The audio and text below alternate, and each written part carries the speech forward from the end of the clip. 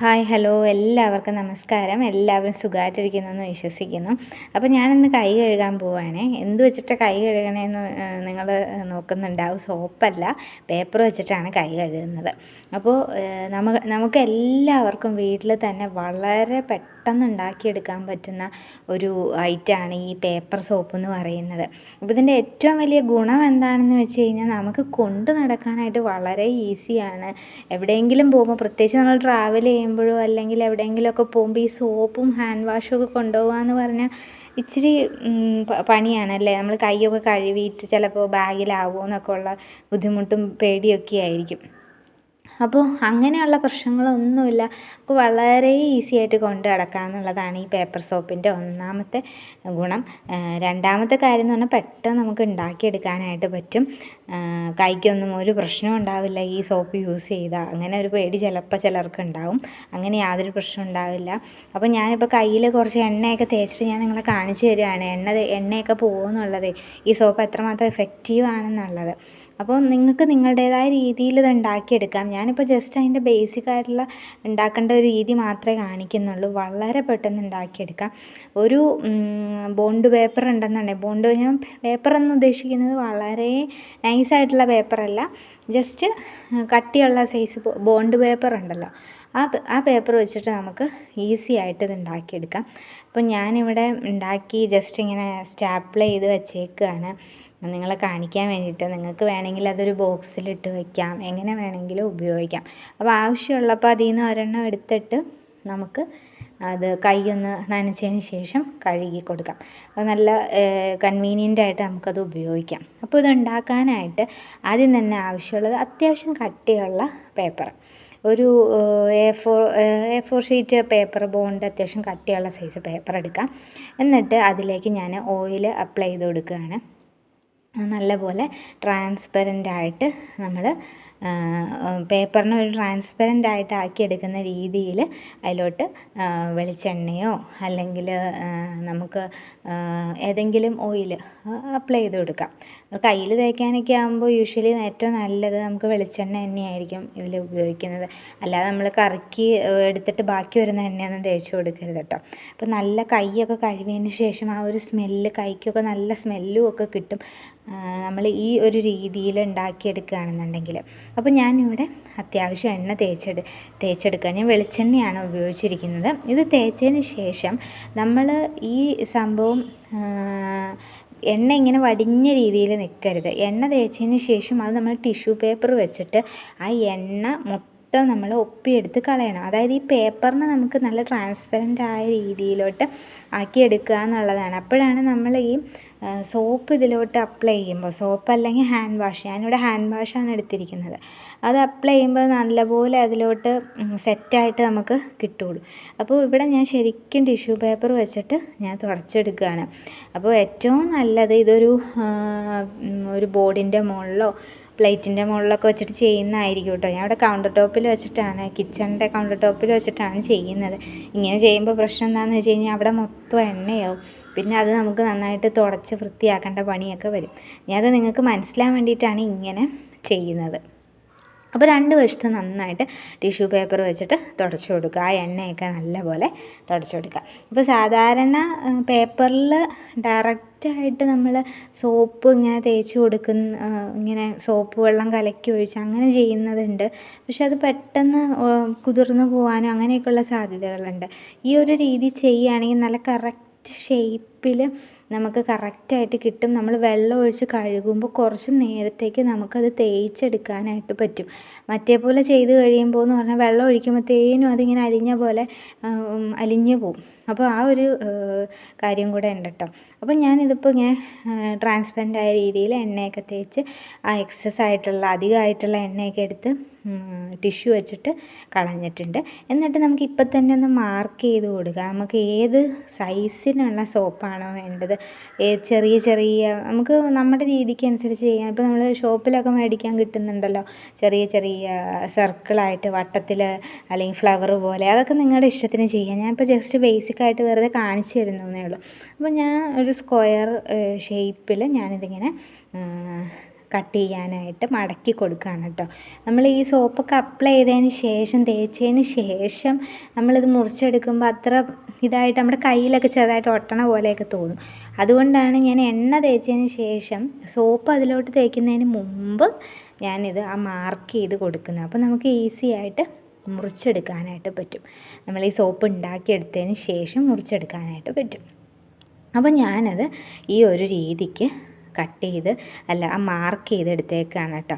ഇനിയാണ് നമുക്ക് ഇതിലോട്ട് ഹാൻഡ് വാഷ് തേച്ച് കൊടുക്കേണ്ടത്.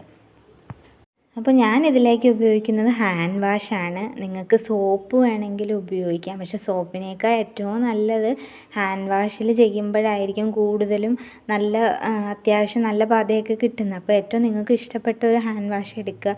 ഹാൻഡ് വാഷ് എടുത്തിട്ട് നമുക്കത് ഇതിലേക്ക് ഇത് ചെയ്ത് കൊടുക്കാം.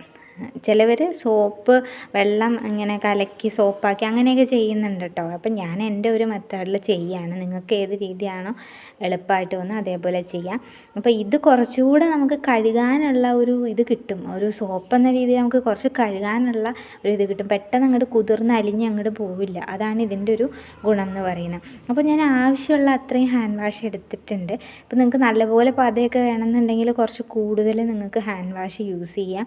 അപ്പോൾ ഞാനൊരു മൈൽഡായിട്ടുള്ള ഒരു രീതിക്ക് മതി എന്നുള്ള രീതിയിൽ കുറച്ച് ഹാൻഡ് വാഷ് ഞാൻ ഇതിലേക്ക് തേച്ച് കൊടുക്കുകയാണ്. നല്ലപോലെ എല്ലാ വശത്തും തേച്ച് പിടിപ്പിക്കുക.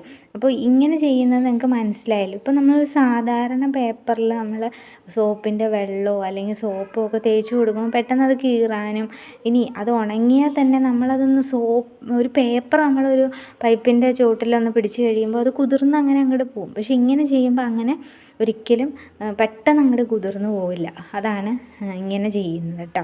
ചിലർ ചിന്തിക്കും എന്താ ഇങ്ങനെയൊക്കെ എണ്ണയൊക്കെ തേച്ചിട്ടൊക്കെ ഇങ്ങനെയൊക്കെ ചെയ്യണത് എന്താണെന്ന് ചിന്തിക്കാം. അതുകൊണ്ടാണ് ഞാനിത് പറഞ്ഞത്. അപ്പോൾ ഞാനിങ്ങനെ തേച്ച് കൊടുക്കുകയാണ്. ഇനി നമുക്ക് വേറൊന്നും ചെയ്യാനില്ല. ഇതൊന്ന് ജസ്റ്റ് ഉണങ്ങാനായിട്ട് വയ്ക്കാമെന്നുള്ളൂ. നമ്മൾ ഉണങ്ങാനായിട്ട് വെയിലത്തൊന്നും വയ്ക്കണമെന്നില്ല. നമുക്ക് എവിടെയെങ്കിലും ഇതിങ്ങനെ തേച്ച് കൊടുത്തതിന് ശേഷം മാറ്റി വയ്ക്കുക. അപ്പോൾ പറന്നു പോകാത്ത രീതിയിൽ വയ്ക്കുക കേട്ടോ. അല്ലെങ്കിൽ എണ്ണയൊക്കെ തേച്ചുകൊണ്ട് തന്നെ സോപ്പൊക്കെ ആയതുകൊണ്ട് താഴെയൊക്കെ വീഴുമ്പോൾ മണ്ണും പൊടിയൊക്കെ പറ്റിപ്പിടിക്കും.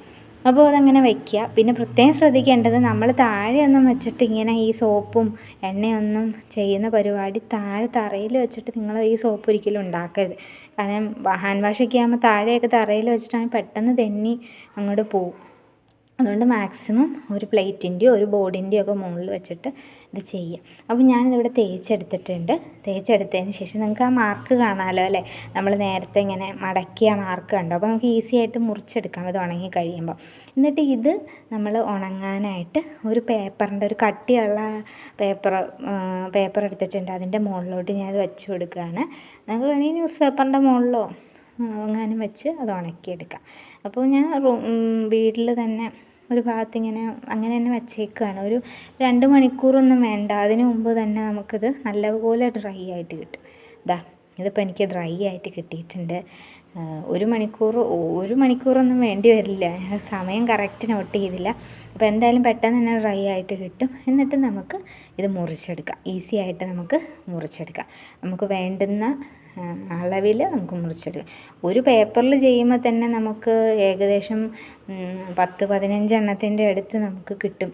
അപ്പോൾ നമുക്ക് സമയമുള്ളപ്പോൾ ഇതുപോലെ ചെയ്ത് വയ്ക്കുകയാണെന്നുണ്ടെങ്കിൽ നമുക്ക് എവിടെയെങ്കിലുമൊക്കെ പോകുമ്പോഴൊക്കെ വളരെയധികം ഉപകാരപ്പെടും. കാരണം ഏറ്റവും വലിയ പ്രശ്നം നമ്മൾ യാത്ര ചെയ്യുമ്പോഴൊക്കെ ഒന്ന് കൈ കഴുകണമെന്നുണ്ടെങ്കിൽ ഭയങ്കര ബുദ്ധിമുട്ടാണ്. ഹാൻഡ് വാഷ് കൊണ്ടുപോകാനായിട്ടുള്ള അതിൻ്റേതായ ബുദ്ധിമുട്ടുകളുണ്ട്.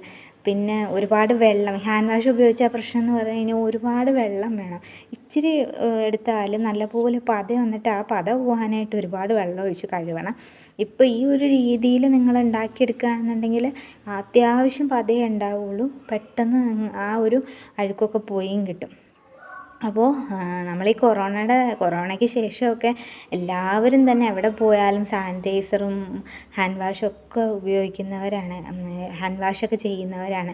അപ്പോൾ അതുകൊണ്ട് ഇങ്ങനെയുള്ള കാര്യങ്ങളൊക്കെ നമുക്കൊരു വളരെ ഉപകാരപ്പെടുന്ന ഒരു കാര്യമാണ്. അപ്പോൾ തീർച്ചയായിട്ടും ഈ വീഡിയോ നിങ്ങൾക്ക് ഹെൽപ്ഫുൾ ആകുമെന്ന് വിശ്വസിക്കുന്നു. എപ്പോഴും കൈ കഴുകുന്ന ഒരു പ്രശ്നമുള്ള ആളുകൾ, ഇപ്പോൾ എനിക്കൊക്കെ അങ്ങനെ ഒരു പ്രശ്നമുണ്ട് കേട്ടോ. എപ്പോഴും ഇങ്ങനെ കൈ കഴുകണം. എവിടെയെങ്കിലും പോകുമ്പോൾ നമ്മൾ പ്രത്യേകിച്ച് ട്രെയിനിലോ ബസ്സിലോ ഒക്കെ യാത്ര ചെയ്ത് കഴിയുമ്പോൾ ഞാൻ അവിടെ എന്തെങ്കിലും കഴിക്കണമെങ്കിൽ ഉടനെ സോപ്പിട്ട് തന്നെ കൈ കഴുകണം. വെറുതെ കഴിക്കാൻ ഒരു തൃപ്തി വരില്ല. അത് ഈ കൊറോണയ്ക്ക് ശേഷം വന്ന മാനസികമായിട്ടും അങ്ങനെ ഒരു തോന്നലായിരിക്കും, അണുക്കളുണ്ട് എന്നുള്ളൊരു തോന്നലായിരിക്കും. അപ്പോൾ എന്തായാലും ഇത് കുട്ടികൾക്ക് നമുക്ക് സ്കൂളിൽ കൊടുത്തു വിടാനും ഒക്കെ ചെയ്യാം. അപ്പോൾ ഇങ്ങനെ തന്നെ കൊടുത്തു വിടാൻ ബുദ്ധിമുട്ട്, ഇപ്പോൾ പേപ്പറായിട്ട് ഇങ്ങനെ കൊടുത്തു വിടാൻ പറ്റില്ലല്ലോ. അപ്പോൾ നമുക്ക് ഇത് ജസ്റ്റ് ഒന്ന് സ്റ്റാപ്പിൾ ചെയ്തിട്ട് കൊടുത്തു വിടാം. അപ്പോൾ അതെങ്ങനെയാണ് ഞാനിവിടെ കാണിക്കുന്നത്. നമ്മൾ ഒരു ബുക്കിൻ്റെ പുറം തട്ടിയോ അല്ലെങ്കിൽ ചാർട്ട് പേപ്പറോ എന്തെങ്കിലും എടുക്കുക. ഞാനിപ്പോൾ പഴയ ഒരു ബുക്കിൻ്റെ പുറം ഭാഗം, കട്ടിയുള്ള ഭാഗമാണ് എടുത്തിരിക്കുന്നത്. അത് ഈ ഒരു പേപ്പർ അതിൻ്റെ ഉള്ളിൽ വയ്ക്കാൻ പാകത്തിന്, അതായത് നമ്മൾ ഉണ്ടാക്കിയ പേപ്പർ സോപ്പ് അതിൻ്റെ ഉള്ളിൽ വെച്ചിട്ട് നമ്മൾ സ്റ്റാപ്പിൾ ചെയ്യുകയാണ്. അപ്പോൾ ആ ഒരു അളവിന് നമുക്കിത് മുറിച്ചെടുക്കാം. അങ്ങനെ മുറിച്ചെടുത്തിട്ട് സ്റ്റാപ്പിൾ ചെയ്ത് നമുക്ക് അത് കൊണ്ടുപോകാം. അപ്പോൾ അങ്ങനെ കൊണ്ടുപോകുമ്പോൾ നമ്മുടെ ഒരു ചെറിയ കുഞ്ഞു ബാഗിൽ നമുക്കിത് വയ്ക്കാം. നമുക്ക് ആവശ്യമുള്ളപ്പോൾ അത് കീറിയെടുത്താൽ മതി. പക്ഷേ സ്റ്റാപ്ലർ ചെയ്യുമ്പോൾ പ്രശ്നം എന്താണെന്ന് വെച്ചാൽ കീറുമ്പോൾ ഒരു ഷേപ്പിന് കിട്ടില്ല. നിങ്ങൾക്ക് വേണമെങ്കിൽ ഇതിങ്ങനെ ഹോൾസ് ഇട്ടിട്ട് ഒരു കയറ് വെച്ചിട്ട് ജസ്റ്റ് ഇങ്ങനെ കെട്ടിക്കൊടുത്താലും മതി. അപ്പോൾ നമുക്ക് നല്ല ഷേപ്പിൽ നമുക്കിങ്ങനെ വലിച്ച് ഇങ്ങനെ ഒരു സോപ്പ് ആവശ്യമുള്ള അപ്പോൾ ഒരു പേപ്പർ ഷീറ്റ് അങ്ങനെ നമുക്ക് എടുക്കാം. അപ്പോൾ ഞാൻ ഈ ഒരു രീതിയിൽ വെറുതെ ഞാൻ കാണിച്ചു തരുന്ന കേട്ടോ. ഇതിൽ വലിയ ക്രിയേറ്റീവായിട്ടൊന്നും ഞാനിവിടെ ഒന്നും ചെയ്യുന്നില്ല. ഞാൻ ജസ്റ്റ് കാണിച്ചു തരുന്നതാണ്. നിങ്ങൾക്ക് സമയം പോലെയൊക്കെ സമയമുള്ളവർക്കൊക്കെ ഈ ഒരു പരിപാടി കുറച്ചുകൂടെ ക്രിയേറ്റീവായിട്ട് ചെയ്യാം. ഈ പേപ്പറിൽ കുറച്ച് കളർ വേണമെങ്കിൽ കൊടുത്ത് കളർഫുള്ളായിട്ടുള്ള സോപ്പ് ഉണ്ടാക്കാം. അങ്ങനെ പല രീതിയിൽ നമുക്ക് ട്രൈ ചെയ്യാം. അപ്പോൾ ഞാൻ നിങ്ങൾക്ക് ബേസിക്കായിട്ട് ജസ്റ്റ് പറഞ്ഞു തന്നതാണ്. അപ്പോൾ ഇത് അറിയാത്ത ആരെങ്കിലുമൊക്കെ ഉണ്ടെന്നുണ്ടെങ്കിൽ അവർക്ക് ഈ വീഡിയോ വളരെയധികം യൂസ്ഫുള്ളായി കാണുമെന്ന് വിശ്വസിക്കുന്നു. അപ്പോൾ തീർച്ചയായിട്ടും ഈ വീഡിയോ ഉപകാരപ്പെട്ടിട്ടുണ്ടെങ്കിൽ നിങ്ങളുടെ അഭിപ്രായങ്ങൾ അറിയിക്കുക. ഇഷ്ടപ്പെട്ടിട്ടുണ്ടെങ്കിൽ ലൈക്ക് ചെയ്യുക. ചാനൽ യൂസ്ഫുൾ ആണെന്ന് തോന്നുകയാണെന്നുണ്ടെങ്കിൽ ഒന്ന് സബ്സ്ക്രൈബ് ചെയ്ത് സപ്പോർട്ടും കൂടെ ചെയ്യണേ. അപ്പോൾ തീർച്ചയായിട്ടും ഇതുപോലുള്ള ഉപകാരപ്രദമായിട്ടുള്ള വീഡിയോസായിട്ട് ഞാൻ വീണ്ടും വരുന്നതായിരിക്കും. അതുവരെ എല്ലാവരും ഹാപ്പി ആയിട്ടിരിക്കുക, ഹെൽത്തി ആയിട്ടിരിക്കുക. പിന്നെ നിങ്ങളുടെ കമൻസ് തീർച്ചയായിട്ടും അറിയിക്കണം. നിങ്ങളുടെ കമൻസാണ് ഞങ്ങളെപ്പോലുള്ള കൊച്ചു യൂട്യൂബേഴ്സിൻ്റെ ഏറ്റവും വലിയ മോട്ടിവേഷൻ എന്ന് പറയുന്നത്, പ്രചോദനം എന്ന് പറയുന്നത്. അപ്പോൾ തീർച്ചയായിട്ടും അതിനൊരു മടിയും വിചാരിക്കരുത്. നെക്സ്റ്റ് ടൈം കാണുന്നവരേക്കും താങ്ക്സ് ഫോർ വാച്ചിങ്.